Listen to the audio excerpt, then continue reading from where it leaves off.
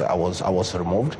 My private secretary was removed. My chief of staff was removed. So we have no access to the president's diary. Who removed you? The private secretary to the president. Who's that? Yeah, he's called Mayo. I'll show you. I was looking for my phone. I wanted to show you. He removed me.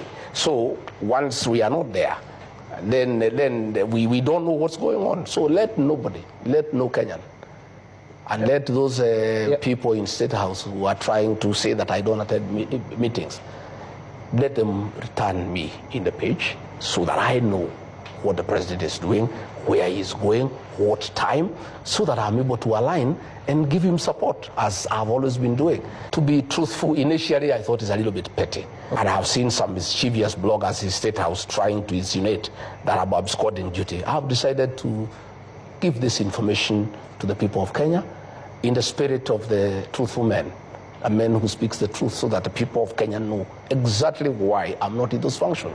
I asked President William Ruto, please allow me to work. Allow me to work for the remaining 3 years. Let me serve the people of Kenya. Okay. Let me serve the people of Kenya and keep your promise. Keep your promise, Mr. President, so that you can win the trust of the people of Kenya as an honest person, as a person who keeps his promise. What is happening is not right. It doesn't augur well, and it has, to a great extent, eroded the trust of the people of Kenya in your leadership. Please, Mr. President, I am here willing to work, to serve you with the dedication, to serve the people of Kenya, to support you the way I've always done, to undertake whatever responsibilities that you assign me. But let the insults in your presence stop. Let people not hold night meetings. Let this money that is being used for these meetings assist us to pay pending bills, Mr. President. People are suffering. Resources are being mobilized to do politics, to divide the people of Mount Kenya region, to fight the deputy president. When Kenyans are suffering, when we are collecting taxes from people and we are saying we don't have enough, how come millions of shillings are being mobilized across the country to fight your deputy president, to undermine his work, to divide the people of Mount Kenya region for political purposes? I think this is the lowest moment of our administration, but I am hopeful that this can be corrected and all of us can go back to work, and the people of Kenya can be given an opportunity to enjoy the fruits of their vote to the president and I. You were expected at an AIPCA church event that the president was attending. Instead, we saw you at the Our Lady of Sorrows in Kirinyaga. Why didn't you show up for the... There were two functions that the president was expected to attend, one in Kirinyaga and one in Nyeri. Two functions. They were in his diary, and aligned my diary with the president's diary. And therefore, I was in Kirinyaga to receive him. When I was in Kirinyaga, I was informed that he had changed and he would attend a function in Nairobi. So I purposed to attend the one in Kirinyaga and join him in Nyeri later. But the function I attended was the Catholic Church.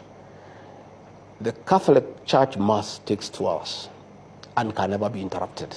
So I sat through the Mass. By the time the Mass was over, the president was already in Nyeri. Okay? So I could not leave the Mass halfway and go to Nyeri.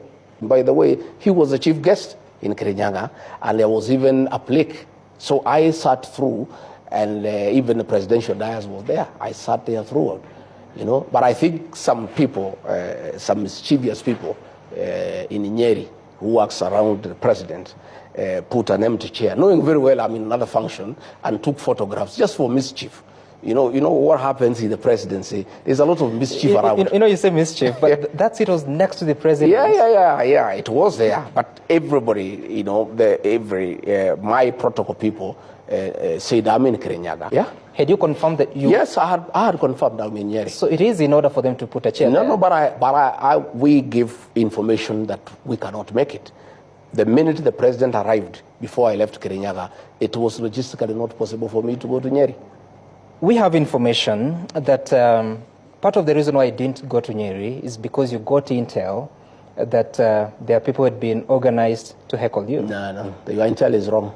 Nyeri is my home. Even if there was anything in Nyeri, how can I not go to my home? Nobody, for the avoidance of doubt, can heckle me in Nyeri, in the Mount Kenya region. Nobody. No, I attend all functions. Yep. I attend all functions, and I don't need to organize anything. Okay. Me. So who represented the message of the president at the Kirinyaga Mass? In terms of? The president's message. In terms of what? His contribution. There was no Harambe. We did not go for Harambe. What did the governor of Kirinyaga say? She said the president has given us some money, which is okay. There's no problem. Don't you think you should be the person to deliver such a message? Well, that's the decision of the president. I cannot decide for the president what he wants to do with his money. That is his money. I have no right to ask the president to give me his money to take where he wants to take it. If the president was to send Anwaigoro to a meeting where I am with his money and not send me, that is his decision, and we must respect it. Does that show a good working relationship between the president and the deputy? I don't know. I don't read much out of it. You don't? Because I was not going for Harambe. I had not talked to the president, so he did not send me. I just went for mass and I was there to receive him. But if he has decided to send somebody else with his money for a function in my presence, that's a decision the president makes. Okay. Hapa Nairobi tutajipanga. Yes. Tutajipanga. Hakuna siku ingine tutapeana kura bila mpango. Si ndio? Hapa Nairobi mimi nitamwambia vile tutakaa. Neguo. Nitwareka ni watu wetu. Nimeongea na kamati, nimesema kamati yenu ikuje tukae na MCA wenu na kamati na mjumbe. Kuna ile mambo ya barabara iko hapa tumeongea. Kuna mambo ya kiwanja iko hapa reli tumeongea. Kuna ile mambo yote wakuje. Lakini mtu yeyote ya kuchaguliwa ambaye anataka support ya hawa watu achunge mambo yao.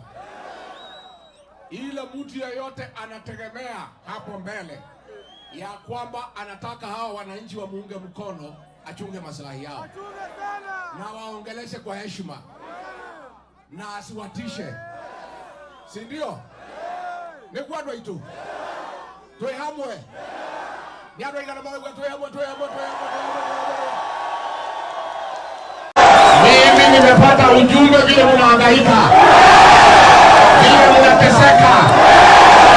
Vile mnashurutishwa. Vile maisha yenu inawekwa kwa shida. Na mimi siwezi kubali kupata.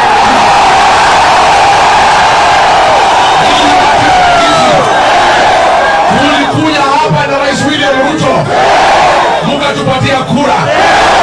Na rais na mimi tukaahidi nyinyi ya kwamba tukipata serikali hakuna siku mtahangaika. Na kwa hivyo mimi nasikitika sana nikisikia serikali ya kaunti inanyanyasa nyinyi. Kwa hiyo hatuwezi kubali. Mimi hapa nikabembeleza nyinyi, nikamwambia mpatie gavana nafasi. Gavana wetu Sakaja tukakubaliana ya kwamba akiwa gavana wa Nairobi, Rais William Ruto akiweko, kwa mdogo wake, wafanyabiashara wetu watapata nafasi ya kufanya kazi yao. Na mimi nataka kuomba kwa heshima. Wale wote ambaye tumepatiwa nafasi ya uongozi na Wakenya, tukumbuke ya kwamba tulipata nafasi ya kuongoza kupitia kwa kura ya wananchi. Na tukumbuke ya kwamba wakubwa wetu, wadosi wetu ni Wakenya. Na hakuna siku tutaweza geuka Wakenya. Sababu ndio walitupatia nafasi ya uongozi. Si nyinyi mlituandika kazi? Kwa hivyo mimi niseme ya kwamba niliuliza gavana mketi chini, kuwe na mazungumzo, kuwe na maelewano, kwa sababu watu hapana viazi. Huwezi toa watu hapa kama gunia. Sisi tuliunga Rais William Ruto mkono kwa hiari yetu. Na tulimpenda. Hao watu wanapanga hii maneno, tafadhali msitujaribu. Msitujaribu. Tusiambie sisi ya kwamba sisi ni bure. Tuheshimiwe. Na watu wanataka waheshimiwe na kiongozi wao waheshimiwe. Na mimi niambie wale watu wanatukana Rigathi Gachagua, si Rigathi Gachagua wanatukana, ni wale wananchi walimpigia kura. Siasa wale wanapanga na kujipangia siasa za 2027 waendelee na hatuna shida na wao. Wale wanataka kwenda kutafuta na Tembea na Wajakoya na Kalonzo wafanye urafiki nao, ni haki yao ya kikatiba. Hata yule anataka kutengeneza chama ya siasa atengeneze, lakini usiwe wewe una sabotage kazi ya serikali. I hardly ever hear my good friend ever speak anything to do with the development of the people. And I stand vindicated, Lat, if you would play for me one clip where my good friend, the Deputy President, is articulating government policy anywhere. Get me a clip where he's speaking to the stalled projects anywhere in the country, or explaining what the new higher education funding model or the social health insurance fund is about, articulating issues to do with the growth of enterprise. Where is the president when his deputy, as you say, appears not to be in touch with the people, appears not to be working to deliver on the promises of the people? Where is the president? The president is left overworked, and because the buck stops at his desk, then every other finger is pointed at the president.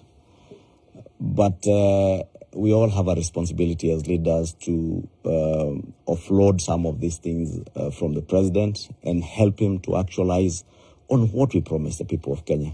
What action is he taking to speak to his friend? Because he has told us many times, the president, that the deputy is his friend.